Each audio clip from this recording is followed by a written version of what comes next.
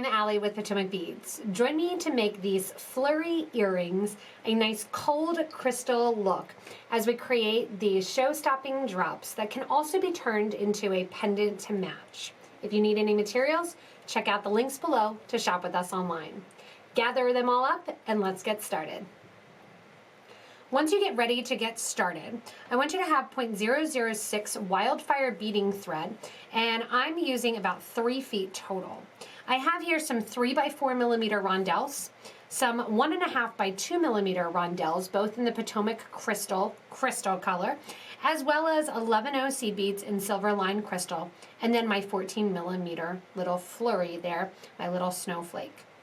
To begin, I want to put on 1 and 2 of my larger crystal, and I'm going to let them drop down to my stop bead on my thread.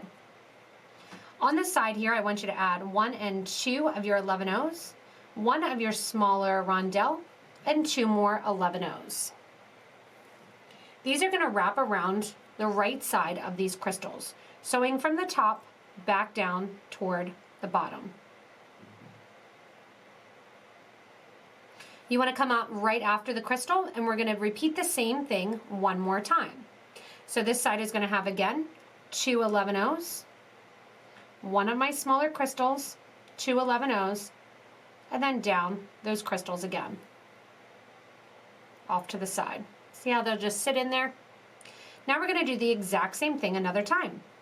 Add another one of your larger crystal rondelles, followed by yet again 1, 2 of your 11s, 1 rondelle, 2 11s. Go back in between beads 1 and 2, and you're going to sew down through the last 2 crystals. If you've done a flat spiral, you're doing the same stitch as this flat spiral right here.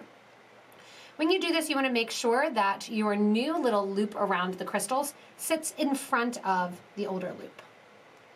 2 more crystals, rondelle, 2 crystals, 2 more seed beads, crystal rondelle, 2 more seed beads, and I'm going to do the same thing. You'll notice I changed it to the stop bead at the bottom, just because I find it easier to sew away from me.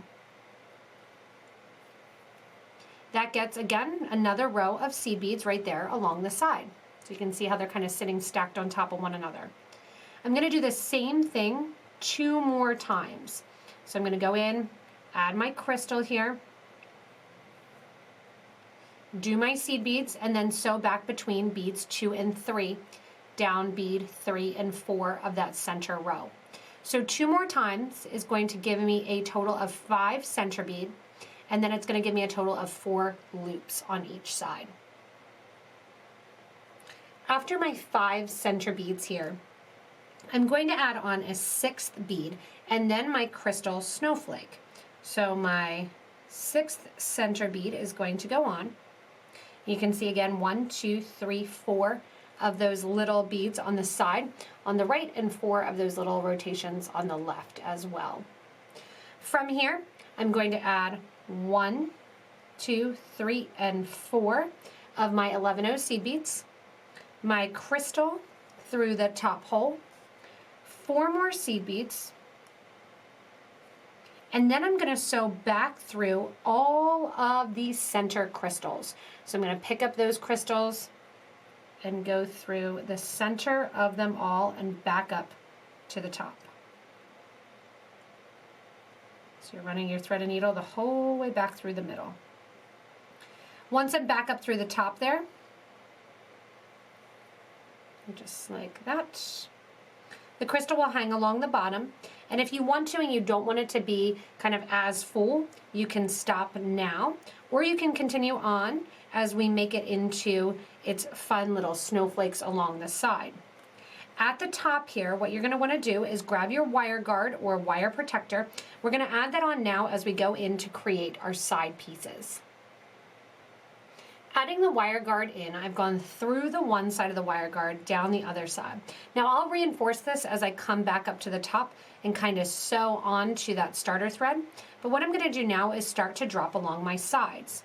I'm going to go down to the first row of those seed beads and go down through the exterior of the side beads, going through the first 2 11 O's there and through the first crystal and out. Once I'm out that first crystal along that outer edge, what I'm going to do is add 1 and 2 and 3 more of my 11O seed beads, 1 more crystal, and 1 more 11O seed bead. Take your thread and needle then back up through the crystal as well as the 11O seed beads, back up through that side crystal and those side 11Os, which is going to bring the opportunity to get back into your wire guard.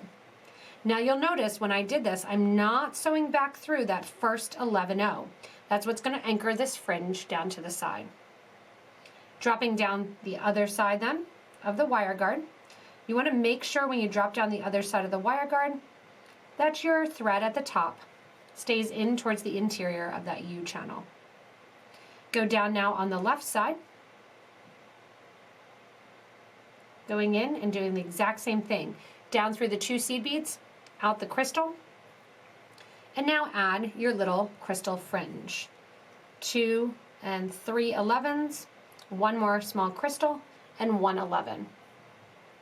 So back up through, skipping the 11, the last one there. So back up through the 3 crystal, or the 1 crystal, and the 3 11O seed beads, back up the crystal, and back up the 11Os. From here, I want you to sew down into the design, just through your 1 center crystal, and then wiggle your needle out between your baseline crystals 1 and number 2. That's going to bring your needle and thread out here between those 2. And what that's going to allow you to do then is the exact same thing down into my second row of my crystals. So I'm here kind of on the back. I'm going to tuck to the front. Didn't sew through anything. I'm just bringing my needle to the front. The front is always going to be where you see that last set of beads or crystals kind of sitting next to each other. Same thing here. I'm going to go down through the side,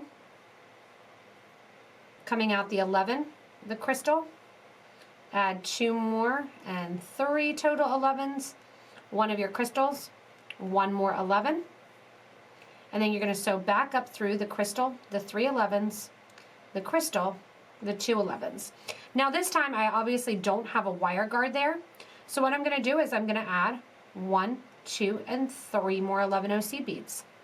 I'm going to go towards the right side now, down through the 11O, down through the crystal, and then when I come out through that crystal along the side, we're going to do the same thing. 3 11s get added, 1 of my crystals, 1 11, and then back up through. Again, not going back through that last 11O seed bead.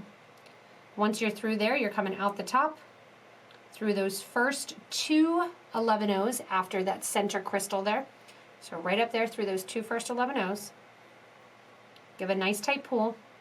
Drop your needle down then through that second crystal and come out after it before the third. When you get finished then with that third side, you're going to see that kind of little crystal fringe hanging off there. And when we did the previous row, row number 2 of our fringe, we added 3 seed beads, looping from the left side of the fringe to the right side of the fringe. This time I'm going to decrease that from 3 to 2. The next time when I come out, I'm going to decrease it even more from 2 to 1 as I go through and I do my 4th row of my fringe.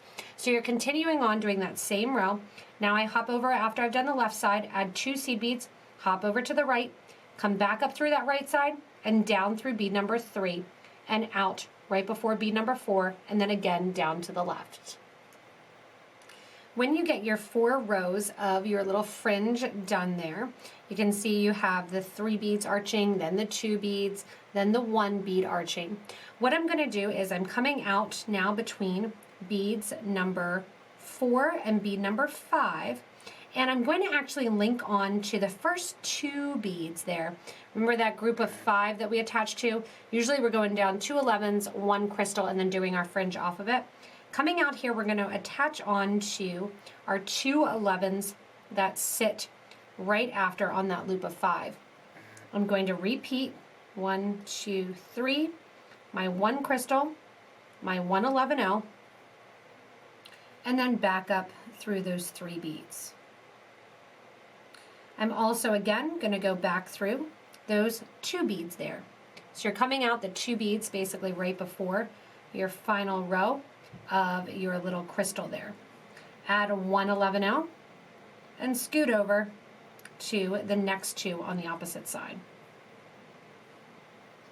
Again, doing our same fringe, 1, 2, 3 11s, 1 crystal, then I have to get a couple more 11s here to create this. It almost looks like a feathering effect that you're getting. And then I'm going to go again back up through the crystal, back up through the 3 11Os, and back up through the 2 seed beads at the end of that 4th loop along the side. So you can see how that's creating that nice kind of little dangling effect the whole way down toward the bottom. What I'm going to do is I'm going to do one more little dangle effect. So from here, this group of 2, I want you to sew back through that 1 single bead in the center that you just added. And then from that single bead in the center, take your thread and needle and sew through bead number 5 and come out bead number 5 before bead number 6. If you need to, you can come out there towards the back, in towards the front. It's up to you, and you're just going to wiggle that needle through there. Sometimes, like I said, you kind of have to turn it and wiggle along the side. Once you see that needle starting to poke out, wherever it wants to come out, let it come out. If it comes out bead number 6, just take your thread and needle back through bead number 6, so that way you're exiting bead number 5. I'm going to bring my thread and needle now to the front of the project, and coming out bead number 5, we're going to do the same thing one more time, and it's going to drop down next to bead number 6. This time I'm going to use 2 of my 11Os. Then we're going to go a little bit bigger, and I'm going to use 1 of my bigger rondelles, 1 more 11O, and back up through. When I get back up through the top here, same that we've been doing, except this time where I'm going to connect is I'm going to connect to my first bead there in my little grouping of beads that hold my crystal. So see how I'm going through bead number 1 there with that fringe to hold that fringe down. And then I'm going to go down on the other side, down through bead number 1 along the other side.